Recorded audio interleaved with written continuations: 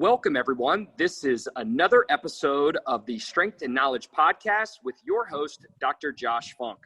We are following up our recent online performance rehab summit with our speakers on a current concepts of a variety of different topics. And today's special guest is Dr. Anthony Iannarino. Welcome, Ant. Hey, Josh. Thanks for having me today. So, Ant, before you became an expert in the world of hamstring injuries, what was your path to the profession of physical therapy? Oh, goodness. I feel like I got a lot of way to call myself an expert with these things, but it's been a fun path. I started off, and I think you hear this story a lot with strength and conditioning coaches actually, is start off as a kind of a mediocre athlete, 5'9" kid, couldn't get up that fast, and kind of got by through hard work and just trying to outsmart.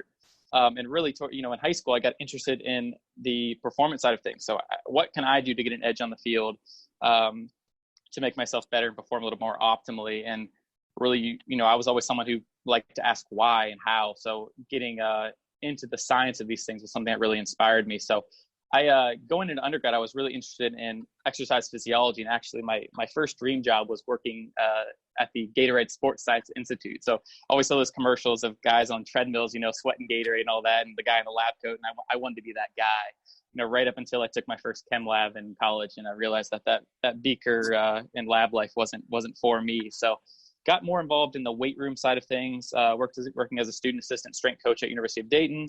Did some great internships along the way, and really through that time got to start seeing some of the medical side done really well and really well integrated with the performance side, and realized that if I didn't go and get this the physical therapy education and be able to understand the injury and medical side of the house, I would kind of have a scratch I couldn't itch throughout the rest of my career. So I went to University of Dayton to get my doctorate of physical therapy, and hooked up with you guys at Rehab Reform, and now here we are.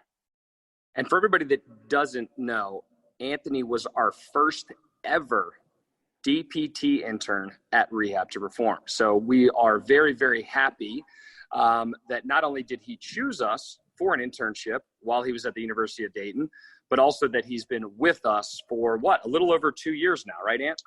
We're at 3. Oh my gosh, you're right. Gosh, yeah, time we're flies. At 3. So humble. Those good memories, those times at the Fred and Go to Sports Center in that 1,500 square foot room with you and Baker.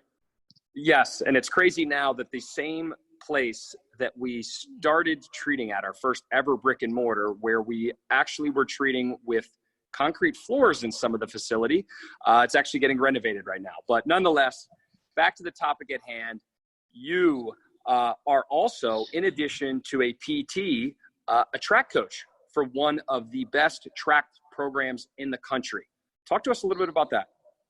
Yeah. So as a strength coach, a big part of what you're doing is speed training. So I never, had an experience as a track athlete or really had a specific interest in the track and field world, but sometimes chance encounters really push you somewhere that I think you're kind of meant to be. So I happen to have a patient, and the Bulls coach came into the clinic, and while I was working with him, we just got to talking and having some experience, with some concepts in track and speed. We just found it was going to be a really symbiotic relationship for me to join up with the track staff. So I've really taken a mentee role with the coaches to learn the track side of the house, while maybe serving a little bit more as a mentor role with looking at more of the injury risk reduction and taking the leadership on a lot of our rehab and reconditioning type cases with our athletes. So been happy to really learn a lot about track culture in the sport, and then be able to contribute a bit about, maybe some better practices as far as getting our kids back on the track after injury, and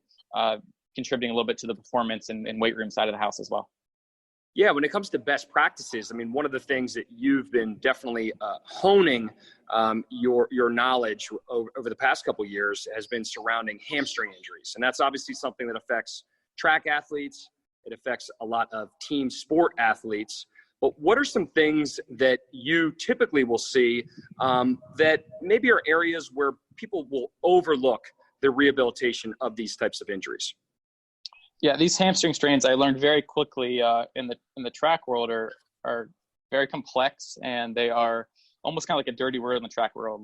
And you see these things kind of derail careers, or really make kids fearful of keeping scholarships after having, repeated strains. So I think I came into my situation working in track a little bit like overconfident working with hamstring strains, because I'd seen a number working with field sport athletes, but what I quickly realized is that I think the complexity of working with a high school field sport athlete after a hamstring strain and working with a track athlete who needs to hit these incredible velocities is way different, from the physical preparation side and the mental side. So looking at that and really looking at hamstring strains over the whole and what we've seen across research for the last 30 plus years is, as we get all this information, our rate of injuries really isn't dropping. And then more worrisome is that the re-injury rate seems to still be up to about as much as 1/3 will re-injure, with that second injury being oftentimes worse than the first. So we have a real problem on our hands. And if you look across most sports where there's sprinting involved, it's one of the biggest reasons for lost playing time. And like I said, it creates a specific type of issue within the track world where these athletes need to reach incredible velocities and do it consistently. So I think one of the big things that is getting missed in these some of these protocols and thoughts of how to rehab these is just timeline to get them to some level of running type performance. You'll see some protocols that are, a lot of the rest, ice, compress, elevate, get them into, some light range of motion and strength work. And I think people are doing a great job with the isometrics and eccentric oriented side. But when it comes time to get them back to running, a lot of these protocols will look at, start them jog for a bit of time and then release them back to full go. And what we're seeing is this just isn't really enough stress and enough preparation to get something back that is as specialized as sprinting. So when you talk about specialization, sometimes I think about the various manners in which some people will communicate the area in which the hamstring is affected. So we could be talking about a proximal hamstring injury, a mid-belly, or a distal injury. What are your thoughts on considerations for each of these specialized areas, so to speak, and whether or not we really need to differentiate how we rehab them based on where they're located? I think the first thing we look at across these things, whether we're talking like location of injury or grade of injury, across the greater average of these injuries, is going to be focusing on criteria rather than specific diagnostics. And a lot of the research is pretty combatant as far as like, does the grading actually matter? Does the grading actually predict any timeline for return to sport? And it's pretty gray on that. So a lot of the time, having these specific checkpoints along the way can be a better guide as to where you need to go for your rehab, versus maybe bucketing them into a category based off of, like I said, based off of grade or location. That being said, there are specific considerations and patterns you'll see based off location of injury. So perhaps like a good example of that is like a distal injury. They're going to have a little bit more trouble with the knee extension side of things, versus a proximal injury is going to have a little bit more problem with tension across hip flexion angles. So things you might consider for a more distal injury is them hitting that top speed type mechanics is going to be really difficult. And you'll see this with mid-bellies as well as the most problematic place to get back to it, because that's putting the most eccentric stress. But it's really with those distal injuries, you'll see the velocity of knee extension, even when they're not hitting those max positions, is pretty troublesome. So keeping them, as you get back into your running progressions and your marching progressions, keeping that a shorter knee angle, maybe around that like 90 degrees hip flexion, 90 degrees knee flexion, or shorter in the hip flexion, may be more tolerable. Additionally, when you get back to some more high velocity work, using resistance seems to help, because it'll slow down the rate of velocity of knee extension. So using band resistor, sled resistor work can help you still stressing the type of force you need without the amount of speed of extension for the knee. And going back to the high hamstring issue, you can start working a little more velocity type work, but you might need to keep their knees a little bit lower. So maybe rather than doing like high knee or normal knee hip flexion variations for return to run, you're doing maybe some lower type dribble work, or like these low knee over ankle over shin type work to still, again, progressing running without hitting the specific constraints that the injury is providing. So you just mentioned a couple different variables as it relates to form, technique, also talked about the word criteria.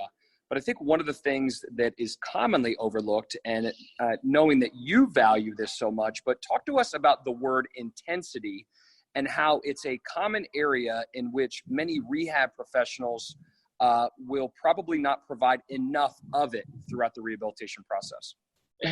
Absolutely. And I think there's two things here. I think like earlier in my career, I was, I think you're somewhat scared. You're somewhat scared of re-injury. You're somewhat scared of, putting intensity onto somebody because things can get riskier if you don't understand kind of the rules of the game, right? And then interlacing that, I think in physical therapy school, a lot of the curriculum's not focusing on this more performance side of things. So what happens is we end up delineating this rehab world with this performance world, where in the case of a lot of these rehab process and reconditioning processes, and really in the case of hamstring injuries, getting them back to some semblance of intensity as soon as possible can help to mitigate as much loss as possible and keep systemic stress and preparedness as high as possible. So specifically, when we're talking about hamstring injuries, we're going to be talking about this running pattern. And the way we can kind of break this down is within running, there's this, I think of it like this three-legged stool. There's three things we can kind of break running down into as far as influences go: biomechanical, physiological, and neurological. So when we think about this reconditioning process, we may not be able to hit on equal parts of all of those three, or the highest intensity of all of those three, like you would see in a max velocity sprint, because all those three should blend beautifully as we get into sprinting. But there are times that I think mentally breaking them up is going to be helpful. So an example of that would be, let's say early on in the process, I have an athlete who is recovering from a hamstring strain, and they're not tolerating any sort of velocity work or any sort of hamstring eccentric stress. But let's say that their practice is calling for a 60-second effort with 3-minute rest. I can still start doing some relative intensity, hitting those work to rest ratios, and honoring the physiological response that they need to keep that bucket full early on in the process. So something I might do there is we can start doing some low level like ankle dribbles, and we can do it that same work to rest ratio. So I'm hitting on the physiological aspects in regards to the cardiovascular system, and also in regards to the conditioning levels of the tendons in the foot ankle complex. So I can work on stiffness for that work rest ratio and work on the cardiovascular demands, and still be filling those buckets to an extent while respecting the constraint of the injury. And there's really a continuum as we look at, least eccentric stress on a hamstring to max eccentric stress that we can progress through with running drills throughout this rehab process, while, and hitting on the neurological, physiological, and mechanical at different levels throughout. So that, leads us into the final part here before we wrap up for the day. But with considerations of intensity and obviously monitoring some of the different variables that you were just discussing, when it comes to the end stage and you start to coordinate more with a track coach, what are some general recommendations you have for people who are starting to coordinate really that discharge program for that athlete? Yeah, I think with track and really with any sport, the first thing to do is understand the situation that the athlete is going back into. So what I would say is it's so helpful to early on in the rehab process to start a conversation with the coaching staff. It's going to do two things. It's going to help for you to gain understanding of the actual situation they need to get back to. What is their true timeline? What is the coach to athlete ratio? How much attention are they getting when they get back? Which might provide how much detail you need to give the athlete versus how much detail you need to give the coach. And it will help you, learn a little bit more about their sport, which is going to help you progress professionally in your career too. And then secondarily, it's going to help you build trust with that coach. So the more we start forming a common language with the coach, the better the athlete's going to be, because with all of these injuries, it truly takes a village to get them back to where they need to go. And you mentioned late stage rehab, and really, I think that specifically in these situations with hamstring strains, getting them back to some level of practice early on can be super beneficial to keeping those buckets full. So I'll give an example of what we do at Bullis is we have kind of like a checklist or a check down list where if they can't do the highest level practice, the coaches kind of have a playbook that we wrote up together that gives them, okay, option B, option C, option D, similar to how like a quarterback's going to check down to a different receiver. So it helps them autonomously make decisions based off of information in front of them when, I can't be there or the athletic trainer can't provide feedback as to what the athlete specifically should be doing that day.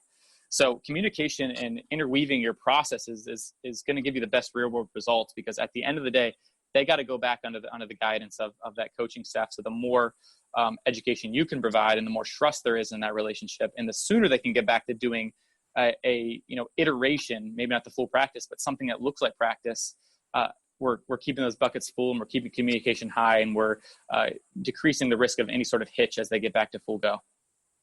Yeah, I mean, I think one of the key words you brought up there really is just communication and then relationship. And I think that goes hand in hand with, honestly, whether or not you're working with your client, right, or patient, or building up that rapport with the coach to potentially work with that athlete or other athletes through a rehabilitation process. But, Ant, final words of the day. If you had to pick one thing that you would recommend for students of physical therapy, right, our DPT students or new grads, what would it be?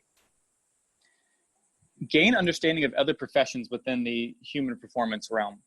So I think it can get really easy to kind of get myopic in your lens within physical therapy, but there's so much to learn from different movement practitioners, whether it be sport coaches, martial artists, strength conditioning coaches that are going to help influence your practice. And if we can start looking through those lenses of people who are doing the performance side of things really well, we are going to put people in a much better position to be ready to get where they need to go from a performance standpoint, just through understanding of what that truly is.